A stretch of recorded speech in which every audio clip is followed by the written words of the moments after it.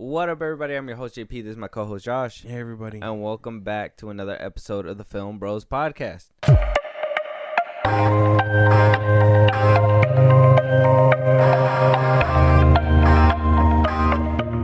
Woo! What a week, man. What a week on Twitter, bro. What a week on Twitter. It's been something. It's been a minefield. I ain't gonna lie, though. Like, there hasn't really been, like, a lot of stuff coming out. Obviously, there's been a writer's strike. There's been, obviously, things hurting Hollywood as of right now. But we never get any, short change of drama over there at DC. Marvel having its own issues, all that stuff. But I guess one part of Marvel that's not really having a lot of issues and I guess is actually looking to take off pretty soon is Sony's Marvel department. And it looks like they're giving us a release date for Venom 3. They gave us another release date in October of 2024. Keeping to the theme of Venom coming out every October. I don't know if you noticed, but Venom 2 came out October 2021. And then Venom 1 came out October 2018. So they've been keeping on this steady trend. You know that. Although the writer's strike has been happening, they're still going to be pushing forward. I guess pre-production has been in motion for a while. It's just when they're going to start the cameras, and I guess they're going to be starting pretty soon. Hearing also that we got sorry, his name is crazy. Chiwetel Ejiofor. I don't know. The dude that plays Mordor in fucking Doctor Strange. Goddamn his name. Sorry, dude. I butchered it. He also joined the cast. Things are ramping up to start filming pretty soon. I mean, are you excited for Venom 3? I mean, the last time we seen him was in the MCU for like a brief second. If you want to count that as the last time seeing him, I think that would consider it's not mechanically fair. Right. Well, yeah, but that's not fair.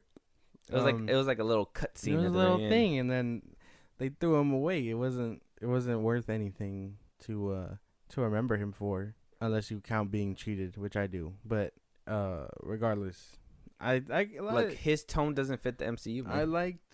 I liked Venom 2. I like Let There Be Carnage. So I'm excited for this one also.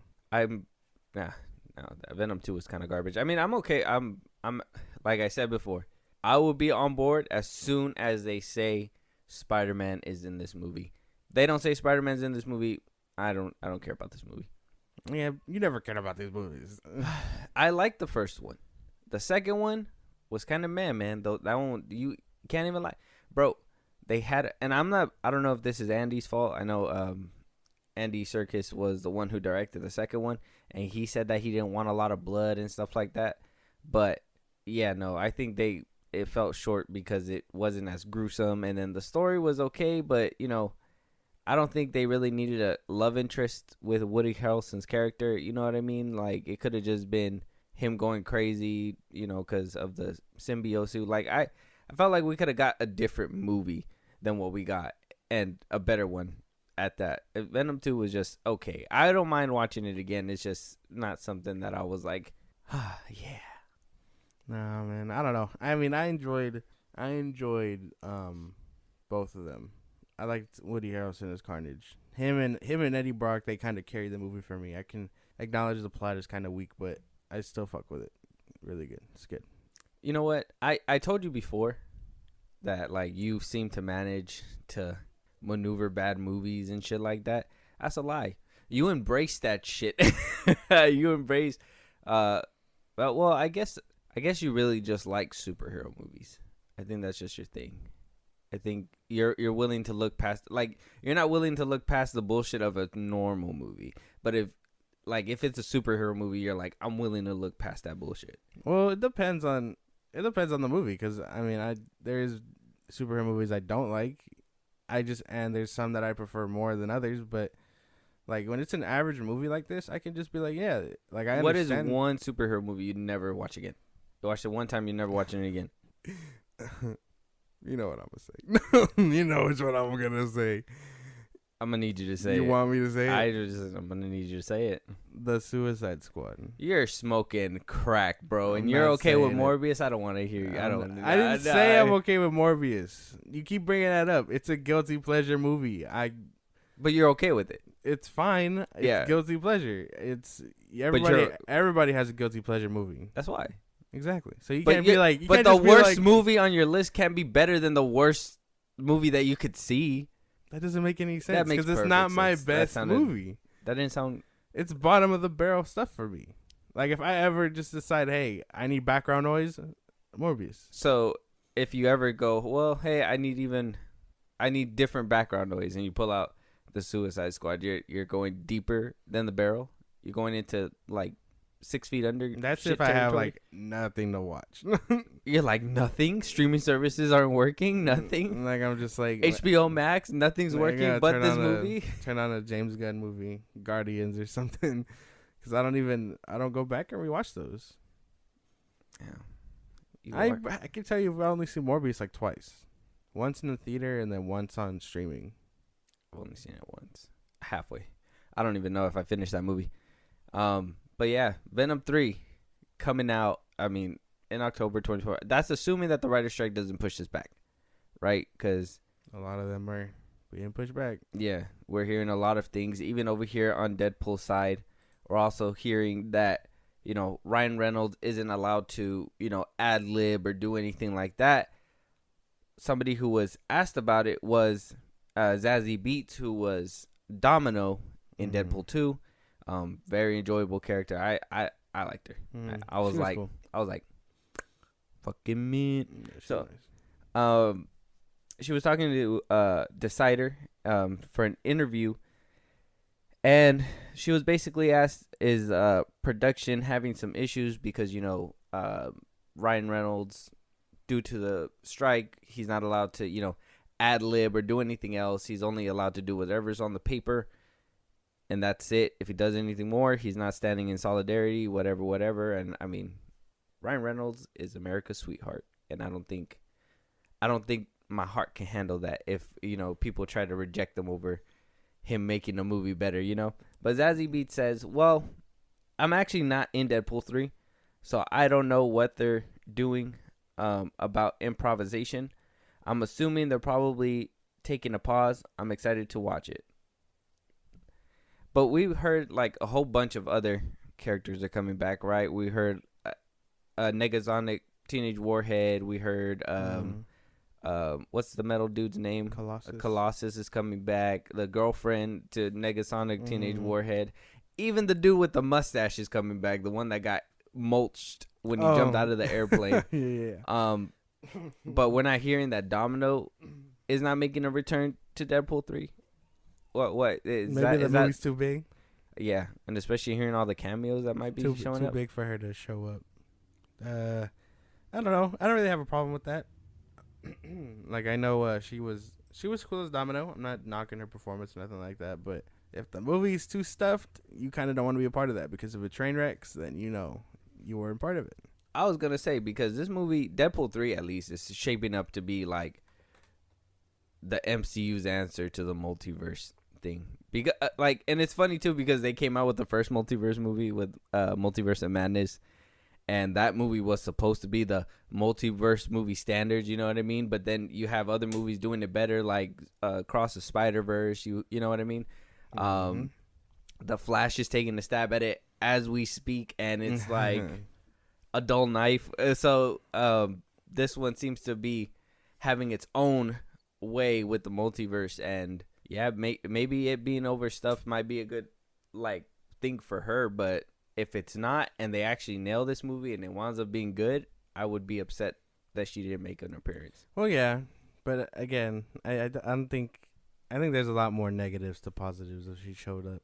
And even then, if this sets everything under the way, they're probably gonna end up recasting Domino too. So why would they recast her? They're bringing back everybody else.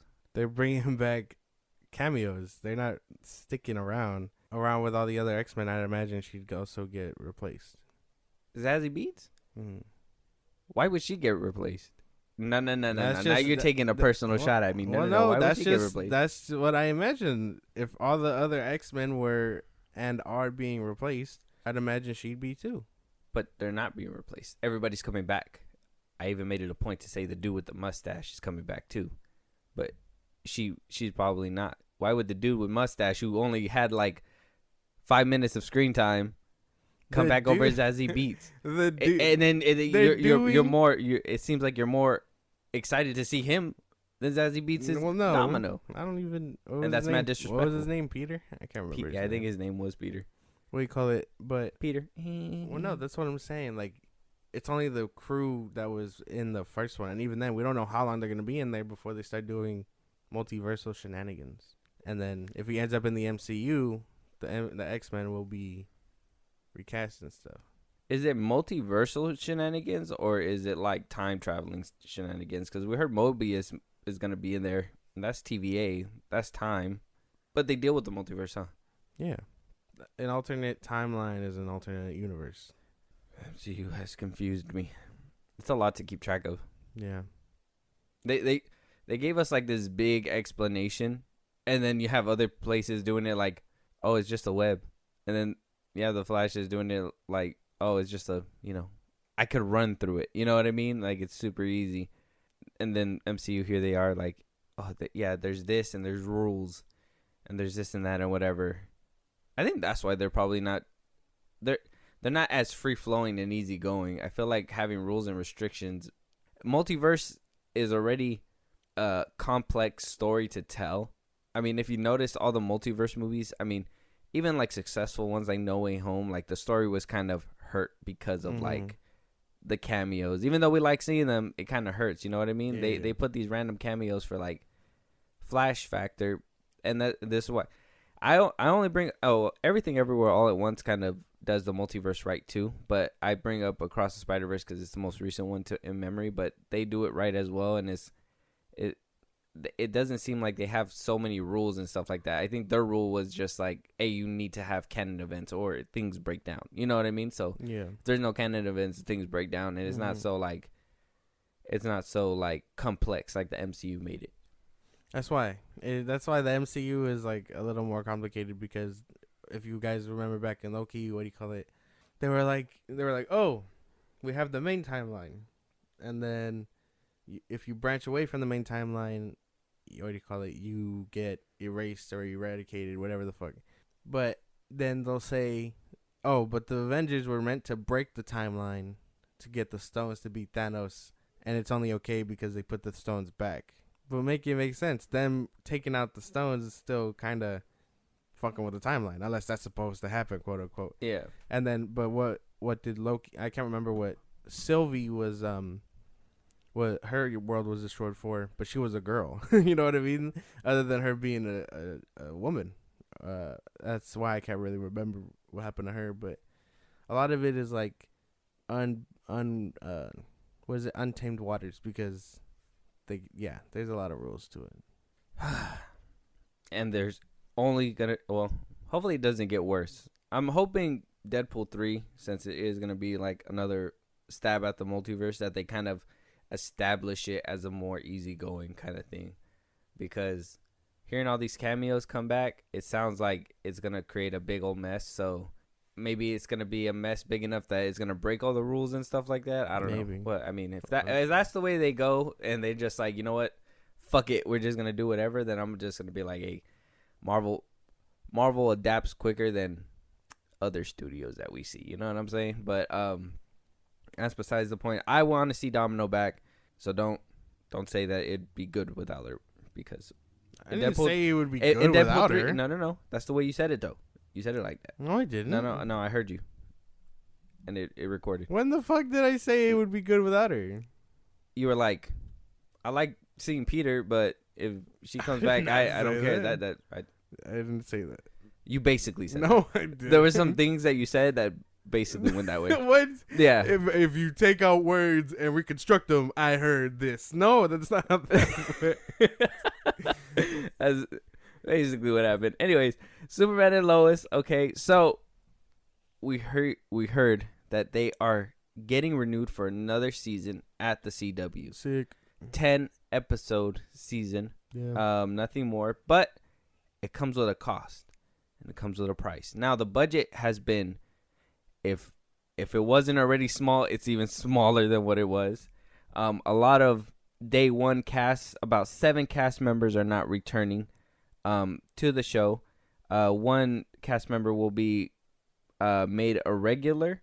That one person is Kudlitz, who plays Lex Luthor, will be becoming a reoccurring role. But others who have been season 1 alumni, like Dylan Wash, Emmanuel Cherokee, Eric Valdez, Wolf Park, Sophia Hasmick, Taylor Buck, Indy Narvet, and Michael Kuditz will not be returning for season 4 of The Flash.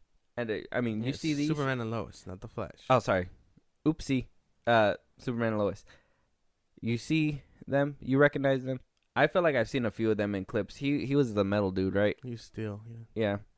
Yeah. Yeah, I've seen a few of them. I saw the first season, so I recognize some of these people. I haven't seen the show in so long, so I wouldn't be able to tell you if, like, you know, they made a big impact or not. Would you be able to tell me? I've only seen up to the second season because I was waiting for the third one to finish up, but I recognize most of them.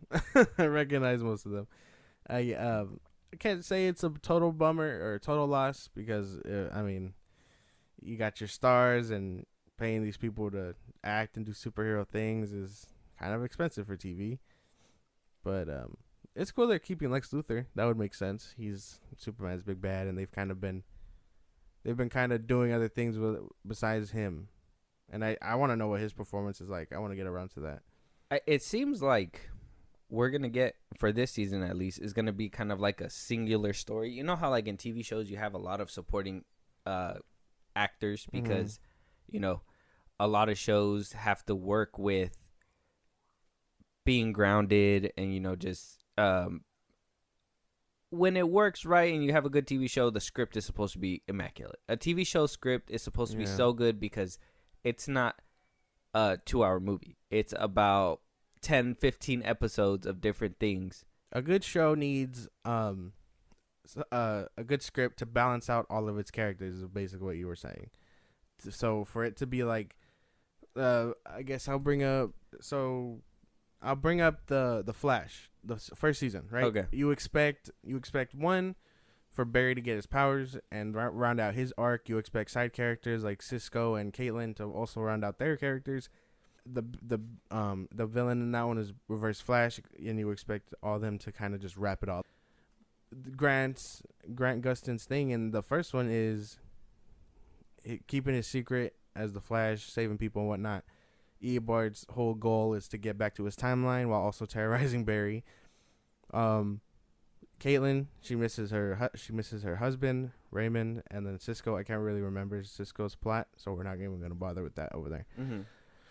By the end of the season 1, Barry gets to be the Flash, or no, yeah. Barry's whole thing is that he wants to be able to prove his father's innocence. So he tried to go back and prove it. It didn't work out, so he comes back. Eobard doesn't get to go to his timeline, so they figure out, like I've told you before, he dies. Caitlin gets to remarry or she gets back together with her husband, and then Cisco's, like, it's supposed to basically round out everyone's arc by the end of season 1. And if you have time for a season to wrap it up and bring up season 2, you bring up what happens in season 2 at the very last episode. Most shows do that, and then they don't see the light of day for a second season. But this one's been kind of living, which is crazy. Yeah, and it seems like the characters kind of expanded more and more. Like I said, TV show just needs good writing, right? Mm-hmm. So as long as they're able to have good writing and have a consistent cast, that's usually how shows thrive. But since this one's going in the direction of having a singular villain like Lex Luthor for season 4, does that mean that and we're cutting a lot of side characters, does that mean are we just going to get more focused within the family? Not really so much side plots, but more story driven, like within the family, and then, you know, Superman versus Lex Luthor, you know what I mean? Like a movie kind of thing. And if that's the case, how are they going to stretch that out to like 10 episodes? That's the tough part, because the Flash has also done this where it's a lot of like, oh, I know the hero can catch this guy now, but they have to prolong it because they got another 5 episodes left. Yeah. Which I was really tired of. That's why I kind of quit around season 5 or so. But with this one, we know Lex Luthor kind of outsmarts Clark at every turn. You know what I mean? He beats him with his brain type shit. Yeah. So I can believe that when I hear it on screen and see it on screen, where it's just like, okay, Superman won't punch this dude, but at the same time, we know Lex kind of deserves that punch. Mm-hmm. I think we're probably going back to like season 1 vibes, because I think the plot there was also kind of small and contained. It was because while they were ramping up all this superhero stuff, and like basically what they did was Smallville, saying that kryptonite is in the ground or whatever, and they can make clones of Superman and whatnot. Yeah. It was kind of like that, but now I feel like, I think they said we're going back to Metropolis, which is it's cool. With season 4? Mm-hmm. Okay. So I mean, you don't have to worry about them on the farm or whatever else, and you don't have to worry about all these other things. So I think it would be much smaller and contained to just have Superman fight his main villain now. So we're getting basically like a Superman-centered story. Super family. Superman, yeah, it's Superman and his kids now. Yeah, Mm-hmm. like super family kind of centered story against Lex Luthor. And damn, I wish I'm gonna have to watch the show, because it's 4 seasons tells me that this show is probably good storytelling wise. CGI wise, I've seen it, and God, so they keep hyping up that fight that goes on in season 3. I don't know if you've seen it. Yeah, where he fights one of the dudes. I forget who. Yeah, they were like smashing through buildings. They were like, oh, this looks like a movie, and I'm like, where? Yeah, I seen that. It looks good for TV, but where is the the movie you're talking about? If it had the budget, probably it would have probably been a little bit more movie. But yeah, I could see it if it had the budget and maybe a little bit more use of camera angles. It would have been better, because if I remember, it was just more like you see one angle and they just kind of, and then one angle is there, you see them going up, another angle you see them flying that way, and it's like it would be cool, kind of like recent memory is even counting Superman Returns too, but Man of Steel, like they use different camera angles to show how Superman does movement and stuff like that. Even in Superman Returns, they did that with that airplane scene and stuff like that. So yeah, I could say it would have been movie worthy if they would have added those 2 things, but it is a CW show, so I don't expect that from them. Yeah. But moving on, something that is going to be expected is another either a box of tissues or tomatoes to throw at the movie screen, because we're also getting another live action animal movie from Disney. All right, and we are getting a live action Bambi coming from Oscar winner Sarah Polley. She won an Oscar for doing A Beautiful Day in the Neighborhood. That is that Mr. Rogers movie.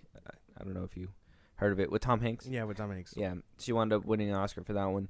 She's going to be directing this movie. The writers that penned Maleficent 2 is going to be penning this Bambi adaptation. And all I can say is, Disney, please fucking stop, dude. Please fucking stop, man. I can't take these hyper-realistic animals anymore, dog. Am I going to have to see a deer die in real life? How are you going to convey emotion that way? How are you going to make the deer cry? What is... I don't know. These hyper-realistic animals aren't doing you justice. You should stop now while you still can. Just be like, yeah. We had an idea, but it isn't working out, and then scrap it. Just slide it under the table. A Bambi movie coming into fruition. And you made a noise to the people that made the pin Maleficent 2, and that movie was not that bad, bro. It was okay. Bad enough to not give it a third film. I'd say it was on par with like Alice in Wonderland 2. Like I don't think Alice in Wonderland 2. It wasn't that good, no. But it wasn't better than the first one. Kind of like Maleficent was. Exciting. Maleficent was a good adaptation. I think that one was like that point that Disney should strive for every single time. And I think Alice in Wonderland 1 was the first one too. And then, obviously the second one was good, but it just wasn't as good as the first one, if that makes sense. The same thing with Maleficent too. It just wasn't, for me, it wasn't as good as the first one. Okay. So I don't see that it's a problem. They would just have to, really sell that realism, because, the biggest heartstring puller in this movie is the beginning where, Bambi's mother dies, and yeah, man, what are they gonna put in the script? Deer starts wailing because it's dying. It's gonna be like, it's gonna sound like a real deer. Nah, man, I don't know. I can't vibe with these anymore. Not after The Little Mermaid. The hyper realism animals throw it off. Like you can't tell me it has to be that realistic, so where you can't at least give them real faces to convey that emotion. You need real animals. You know what I mean? If a real hunter kills his Bambi or kills the mom, I better see him drag the body. I better see him cook it. Just take away from Bambi's story. I'm just saying, if they're doing realism, they got to do it right. Just take away from Bambi's perspective. Follow the guy for a cool 15 minutes. Yeah. And then, we know Bambi's crying. We know Bambi's upset.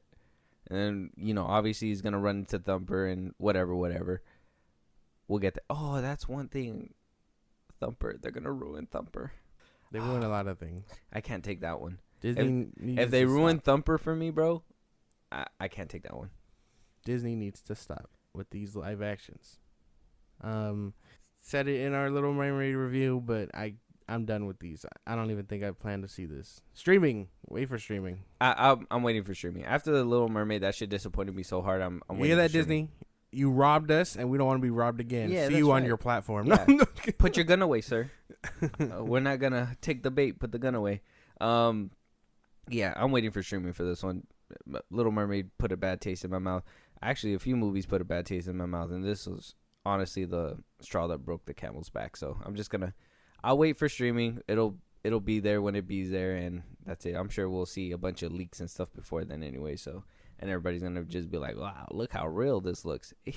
This Bambi looks like a roadkill right now. You know what I mean? Moving on though, over here at Marvel, we have Harrison Ford playing dumb, maybe too dumb, because he was confronted and asked if we're going to see the Red Hulk, the alter ego to Ross's.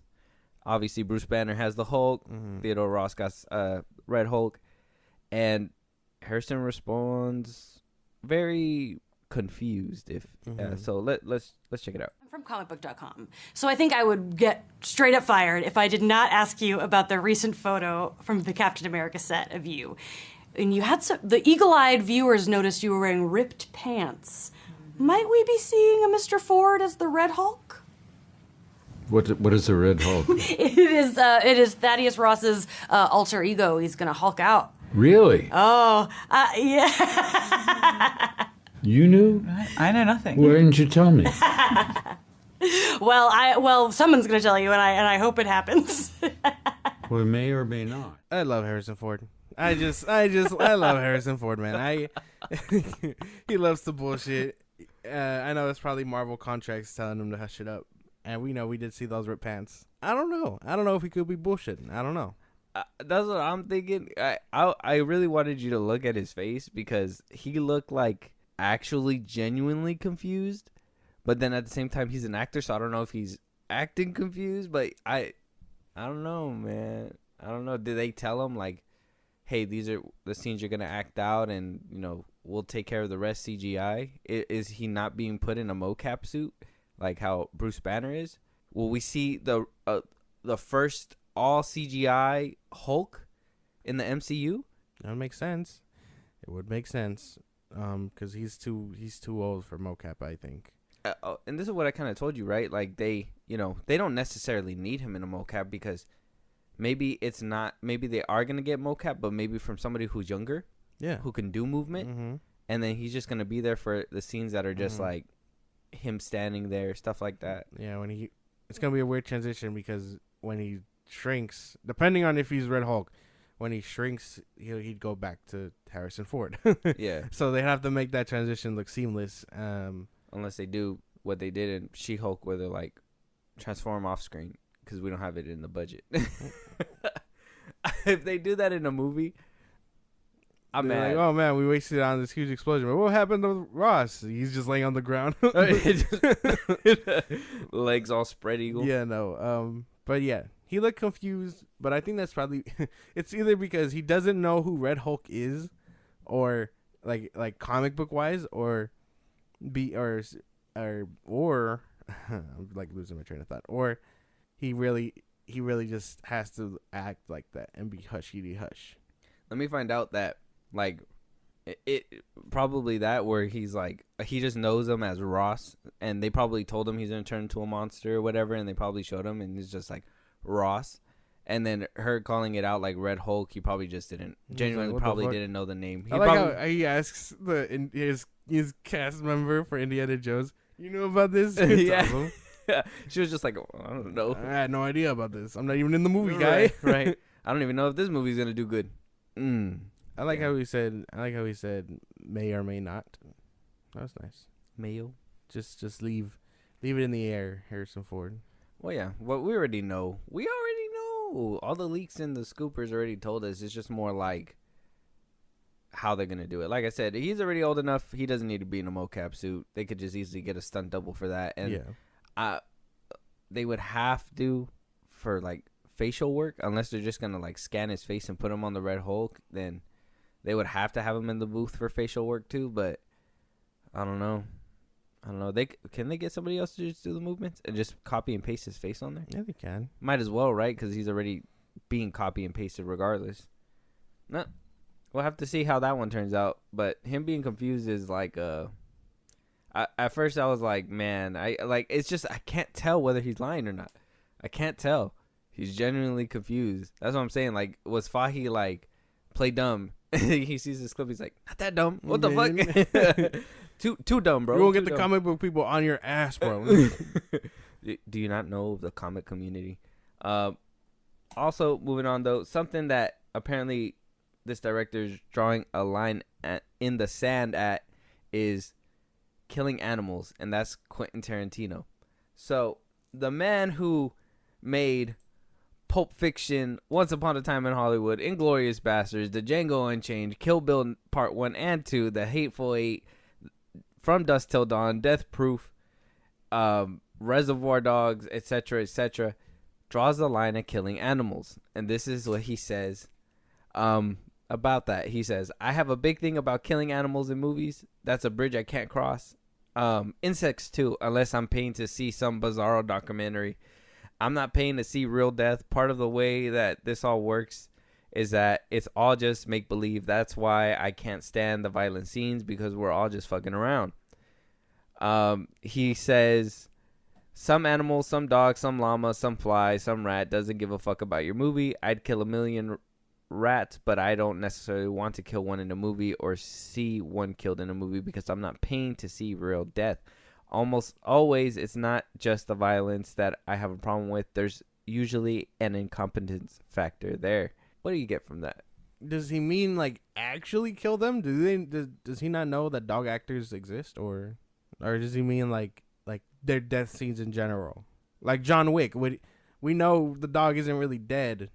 They kill him for movie purposes. Yeah, I think that's too real for him. Does that? He probably had a pet when he was younger. So, just to kind of analyze this fully, you're telling me racism, killing people, almost pedophilia. There's a bunch more. If you've seen his movies, you know his tone. You're telling me that's okay, but killing a dog for a quick scene is where you draw the line. Where the fuck? It's a nice line to have. But I think after racism and, all this other shit, you kind of have to look back and be like, maybe killing a dog for this guy's to go haywire on a whole establishment makes sense. You know what I mean? It doesn't. I don't know if that sits right. That doesn't make much sense. Maybe he's just an animal lover. Maybe he's somebody that just wants to. Oh yeah, Peter. He's just an animal lover and doesn't like seeing those things. I know, like, when you see like Old Yeller, like that movie. I know when you see like Marley and Me, like that shit makes me cry, bro. Like that shit's so sad. It's like real hurt and it sucks, but like maybe that hurts them to that point. But I'm just like, bro, like you've done so much. Like you gave a man cardiac arrest from just hand movements. Isn't death real regardless? You know, isn't a human death and a dog death real regardless in real life? You know what I mean? And yeah, I get it. You guys are all just, you know, fucking around when you guys are, you know, making movies and stuff like that. But aren't you still fucking around with dogs? You know, making a movie with, you know, a dead dog in it. That's why. It's not like so. Then does he not? What if like he always thought like if there's a scene where he has to put a bullet in a dog's brain, he actually has to do it. Like he's just like he's just been killing dogs. Like I don't want to do this. That's why it doesn't sound very clear. Like killing dogs for movie purposes. We're not actually killing dogs. They're dog paid actors. Like play dead. What do they pay them? And then with? like they treats, dog. They're treats. Oh wow. Treats and all the. We need equal rights for dogs. They need equal pay. The fanciest of what is it? Dog parks and what is it? What do you call it when they a dog put mad gets... bitches in his trailer? Yeah, exactly. Dogs do cocaine, no, in their movie trailers.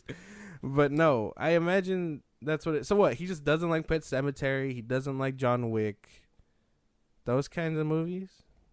Would he not like Marley and Me? Would he be like, "Damn, this is too real"? Yeah, this is sad. It's making me so sad right now. Nah, I bro. mean, what? But isn't that what you want? Like, I feel like maybe Guardians of the Galaxy 3 too. He probably won't watch. Because I heard like there's a lot of like, I've been hearing like there's a lot of animal cruelty in that one, and it's keeping a lot of people from watching that movie. Not me. I just don't like it. No, but what do you call it? Yeah, no. I really wish I could go in depth with this one because I want to know. Like I'd want to personally ask him like, hey, so what movies just don't you like? And then if he lists off Pet Sematary and John Wick, and he'd be like, well, all right then, it's all dog deaths.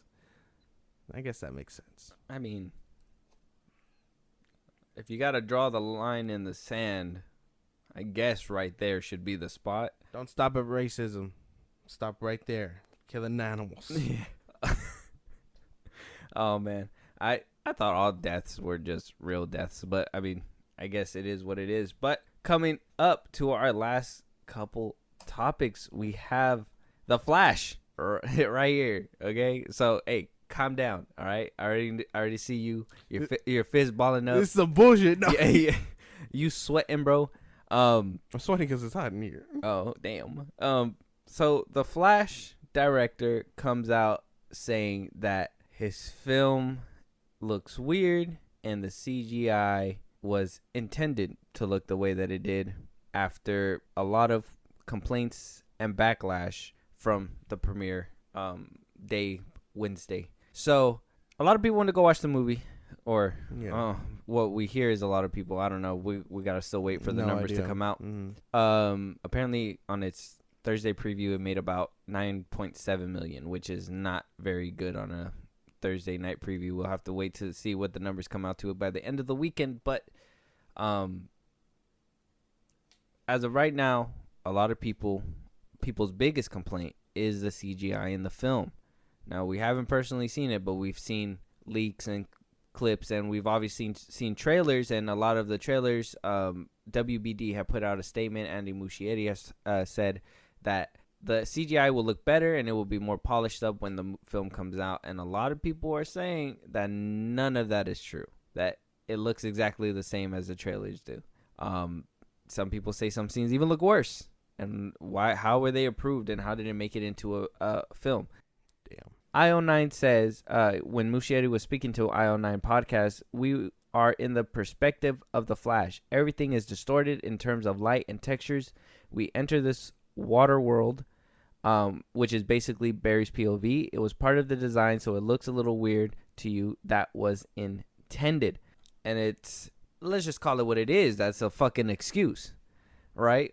a fucking excuse and a poor excuse. Mm-hmm. You literally had the leeway, and when this came out, I busted up laughing. You heard me laughing, and you were like, "Hey, what's going on over there?" And I told you, I hate that so much as a fucking cop out because you didn't even have the balls to just say everything.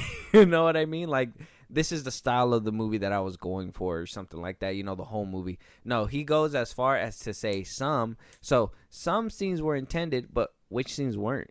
And why do they look dog shit? You know what I mean? So, like, to me, I'm just like, you had a way out, but you only took a slight step in that direction. You didn't, you just put like a toe outside the door. You didn't, jump all the way out. I don't know. He had the way to get out, but he just chose not to do it. Yeah.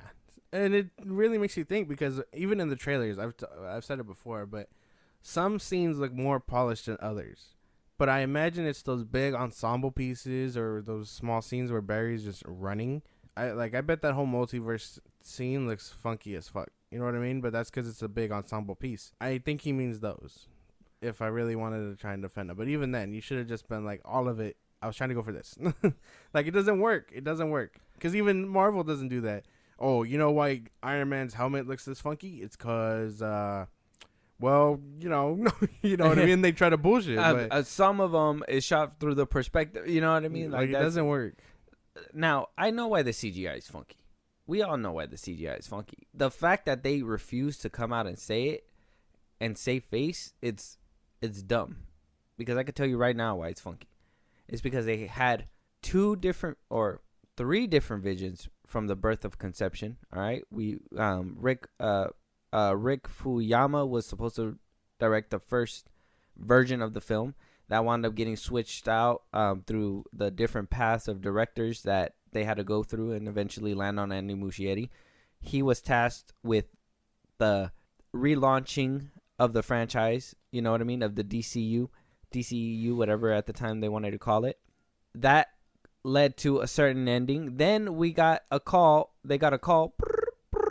Hey, Walter Hamada out. James Gunn and Peter Safran in. We need a new direction. Hangs up the phone, gets another call. Hey, this is James Gunn. Blue Beetle. I need you to fucking change these movies. Blue Beetle. And then so, move on forward. They had to reshoot the third act. They probably had to reshoot a lot of key points in the movie that led up to the very ending.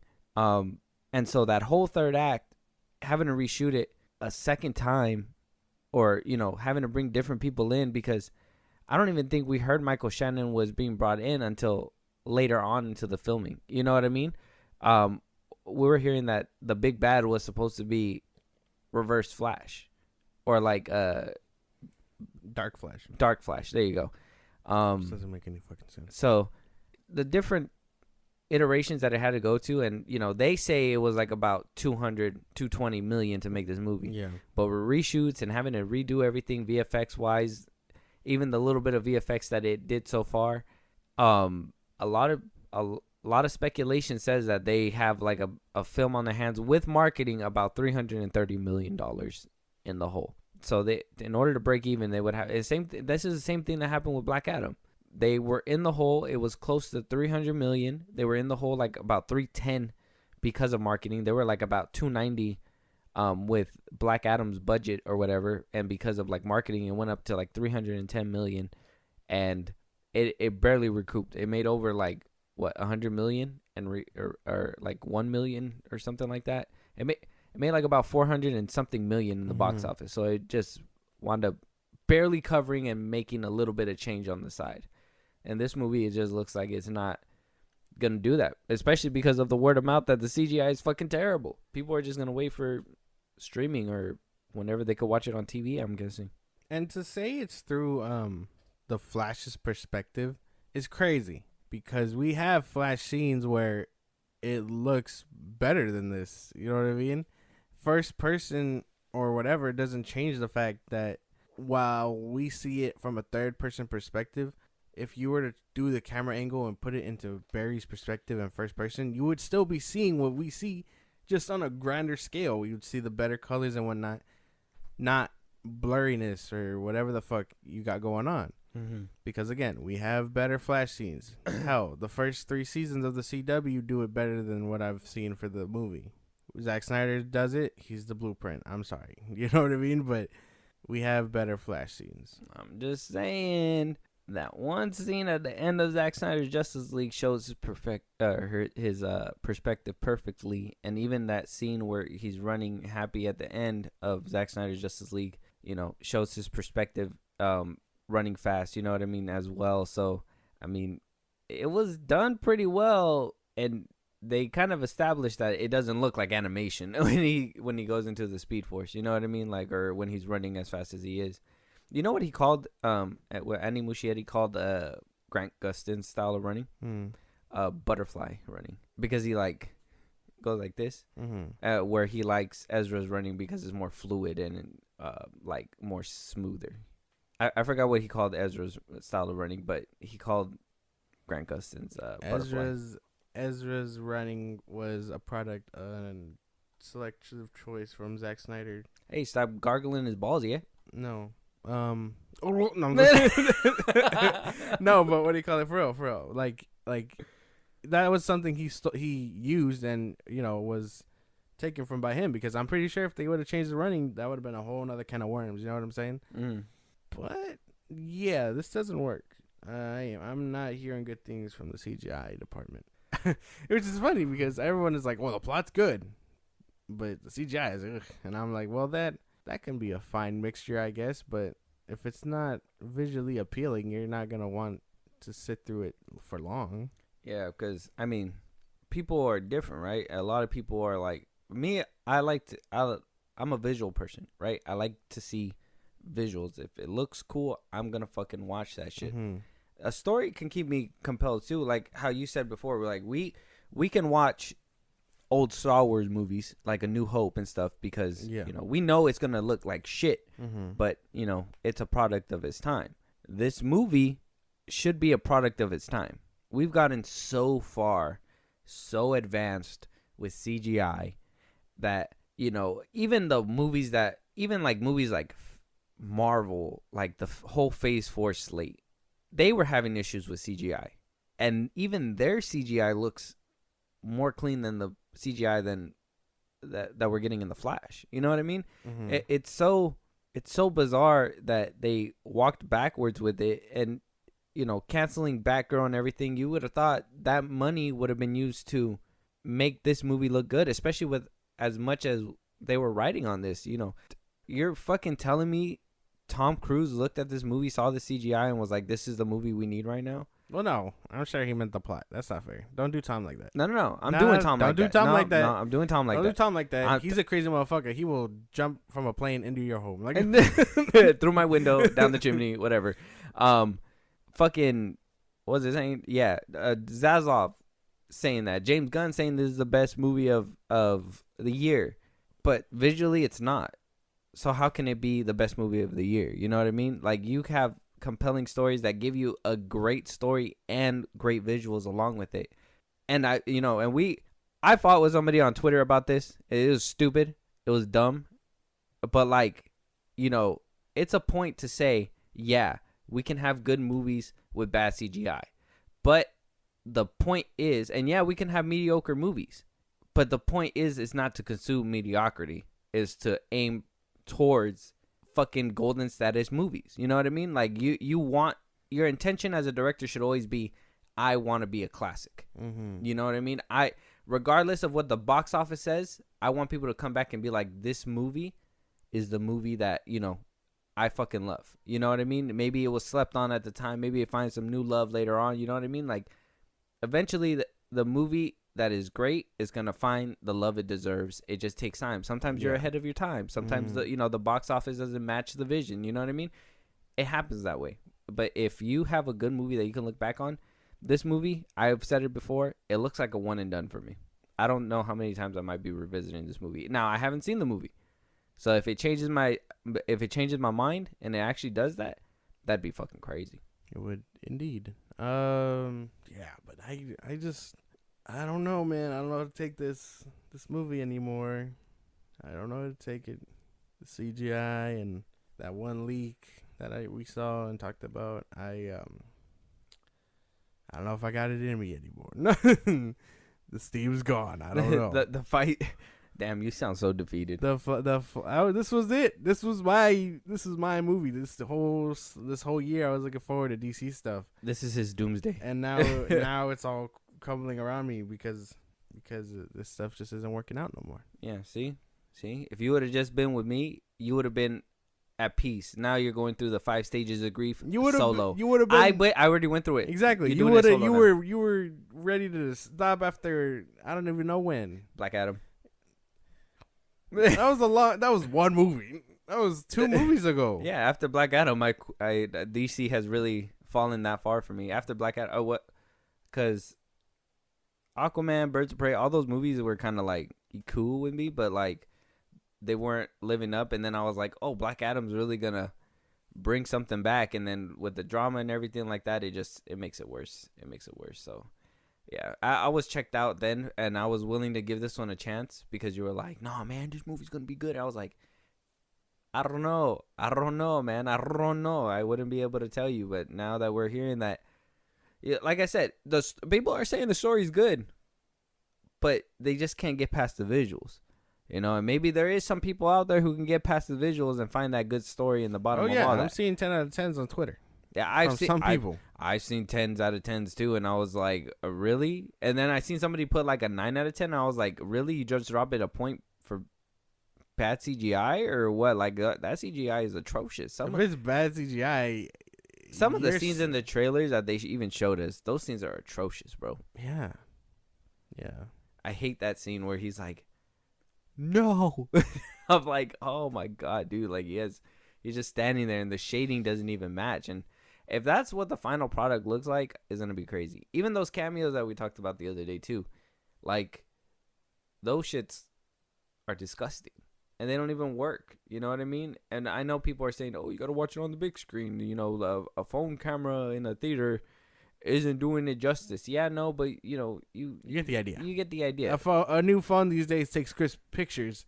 That doesn't make any sense. Yeah, my iPhone takes crispy pictures. Exactly. You don't pay for 3 cameras and get shit. So I'm just saying, or 3 different lenses. No, not a camera. I was about to say. I looked at your phone real quick. I was like, does he have an Android? I was like, nah. You give me blue bubbles. Samsung has like 4 cameras now too. It don't even matter. Or lenses, whatever. It don't even matter. Androids are just a no-no. Yeah, but that's not the point you were making. I don't. If you're arguing phones, that's different. I don't want to hear it. But you said it like they don't have the cameras, but they do have cameras. You've been muted. It's some bullshit. That's right. Moving on though. We will be watching the movie. It's coming up here. We'll get to it. We're just not eventually in a rush. We're not in a rush with this one. Unfortunately. Josh was in a rush at first. He used to be. He wanted to get opening day tickets. I did, because I want the buckets or whatever they got going on. But it sounds like the buckets will still be there over the weekends. all full of dust. They're going to be like, oh, you want them? Somebody's here from the Flash. Dust them off. Oh, my God. Anyways, moving on to our last topic.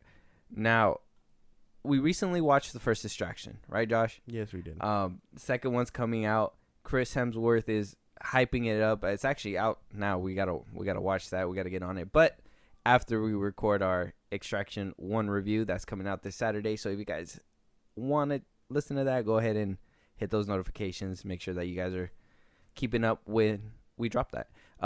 But we're hearing that in this second film, Chris Hemsworth is putting on a 21-minute fight scene that took about 6 weeks to film and about 400 extras. This is Sam Hargrave doing that one scene, that driving scene for the 12-minute fight scene that you were like, oh, how did he get the camera to go into the car like that? You remember? Yeah. So Chris Hemsworth is saying that this is the most challenging film that he's done. We heard that he was set on fire at one point. I'm assuming it's within this 21-minute fight scene. 400 extras, 6 weeks of shooting, 14-hour days. Man, Chris Hemsworth. And you know what? And he has that, that disease as well, right? That, what was it? I can't remember. I don't remember what he has either. I don't know. I don't think it was Alzheimer's, was it? No. I want to say no. I'm not too sure. I can't remember. It was like an early stage of something. Yeah, I can remember, and that's why he was kind of putting a halt on acting. Yeah. Or he's putting a slow on his roles, I guess you can say. But also straining his body with these roles because 14-hour days, having to do hand-to-hand combat, being lit on fire, having a you've seen the action scenes that came with the first movie, and that movie is just insane. Like the handwork and the amount of like extra oomph you got to put in there in order to show that real. Shut up! In order to show that realism is crazy. Now go ahead. What the fuck? Yeah. I had valuable information. Now you can give it. Now you could give it. Now that I'm done talking. I don't even want to read but this. I want to know. No, wait, go ahead. He went through tests. This is about Chris Hemsworth's little diagnosis. He went through blood tests and he found out he's 8 to 10 times likelier to develop Alzheimer's than the general population. He has 2 copies of the gene APOE4, thereby making him more vulnerable to the disease. That's what made him want to take a small hiatus from acting and stuff. Same with the Thor movies and all that. Yeah. Oh, so he's prone to it, so he can get it. Like he's more at risk. Yeah. So maybe he's trying to do either he takes it slow now, but I doubt it because he kind of pumped out Extraction 2 kind of quickly, or he's trying to do like a Bruce Willis and just get out as many movies before something happens and he actually gets it. You know what I mean? Well, I mean, he's still young. I think he has a lot of time to do that. I think it's more like when you hear, one day you're just gonna forget everything. You know what I mean? Like when you hear that, that's just more likely gonna hit you. It's something that really changes your perspective on life. I'm pretty sure. You know what I mean? Because when Bruce Willis found out, he found out late. You know what I mean? He didn't have early signs like how Chris Hemsworth was fortunate to do because he was doing that whole Discovery documentary, and they put him through those tests and stuff like that. So, with Bruce Willis, that was kind of like his switch, like, oh, I got to make as much movies as I can. You know what I mean?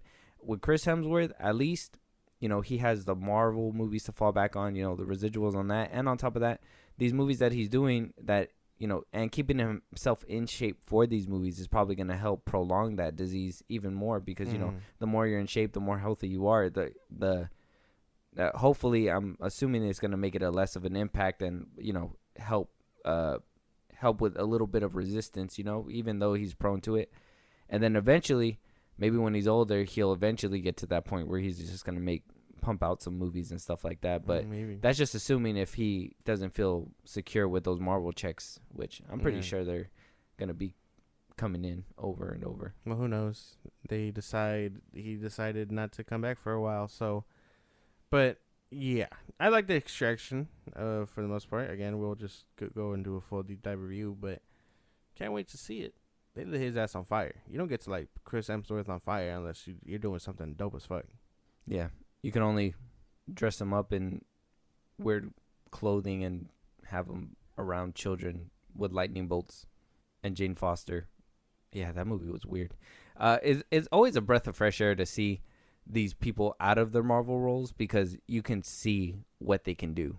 You know what I mean? Yeah, it really shows that they were like hindered in those movies. Yeah, like you get acting chops wise and everything. Like it turns different now. Some of them, because like I said, Robert Downey Jr. I don't know what it is, but like it seems like he's having a hard time being like relevant outside of Iron Man, if that makes sense. You know what I mean?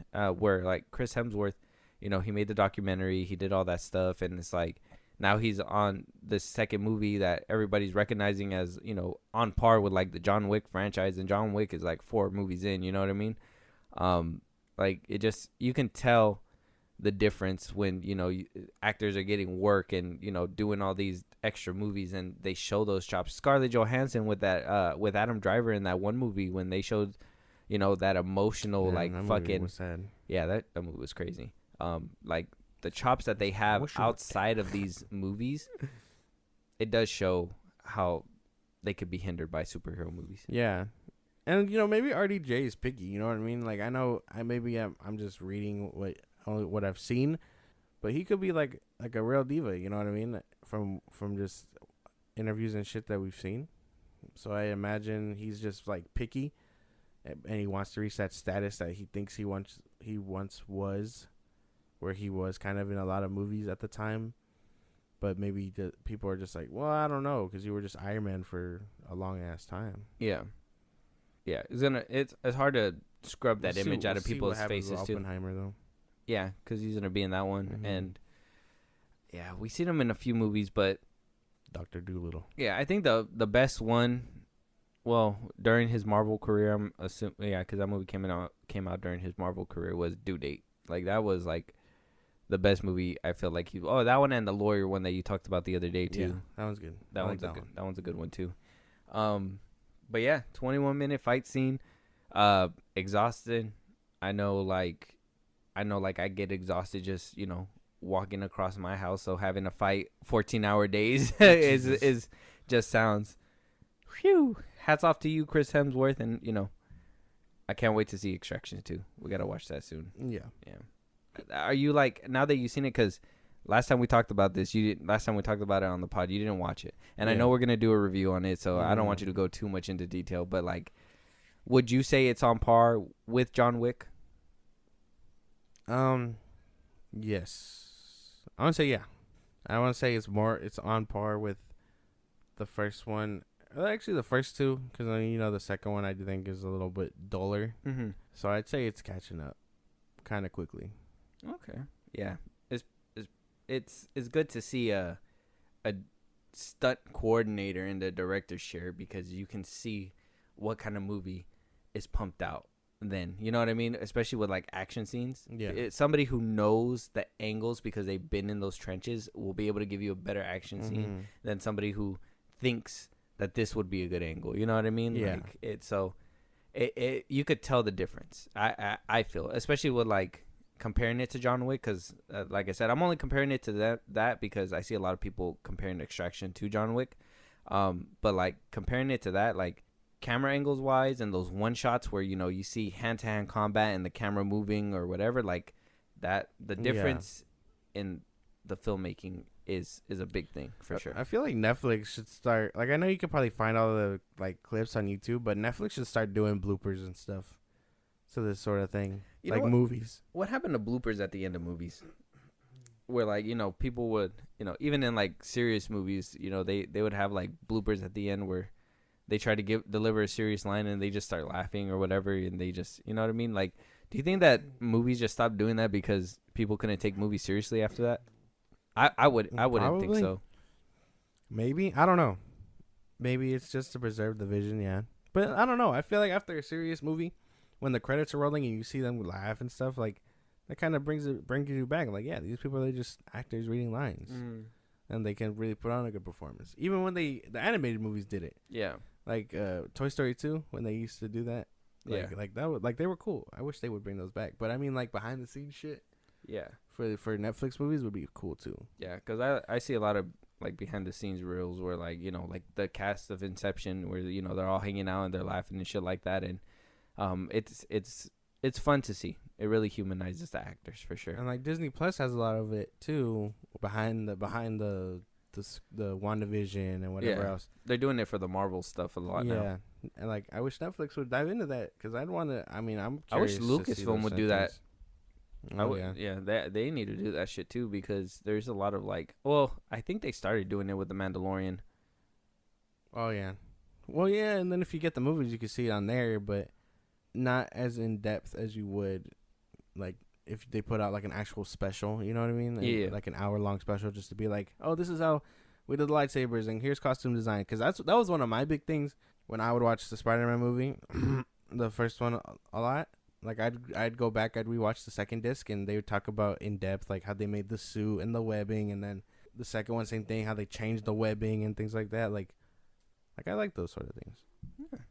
It's good to watch. I like it. Yeah, too. It's interesting stuff. Like the behind the scenes stuff is cool. Yeah, and especially like how they make movies and stuff, because there's times where I'm like, there's no way that's CGI, and then it's like it is CGI, and you're just like, fuck, dude, like they really played it, right? It's crazy. And then you see movies like The Flash. Anyways, but that's gonna wrap up our episode for today. If there's anything that we didn't talk about, movie that you want us to review, something we should have said but we didn't. If you want to support us in a big way, Josh, can you go ahead and let them know where they can let us know so we can respond back to them, and then they can talk back to us, but at the same time not argue with us, but at the same time do that. Okay. No, don't follow. No, I'm just kidding. Follow us Twitter, TikTok, Instagram at FilmBros Podcast. We post when new episodes are up, and you can engage with us there. I promise we won't argue and all that other shit with you, unless you come back starting drama. But you kind of deserve it after that. Oh yeah. We're not gonna fight with you, but if you come at us, we clapping back. It's two different things. It is. It's self-defense at that point. But listen to us on the go with Spotify and Apple Podcast or anywhere you get your podcast at FilmBros Podcast. Support us in a big way. Buzzsprout, Twitter, TikTok, Instagram. Links are in those bios. When you subscribe, you get special perks. And you get shout-outs for when on these episodes. Sorry. And when it's all said and done, subscribe to our YouTube at FilmBros Podcast. Yeah, and we'll talk to you guys on the next one. Talk to you guys later.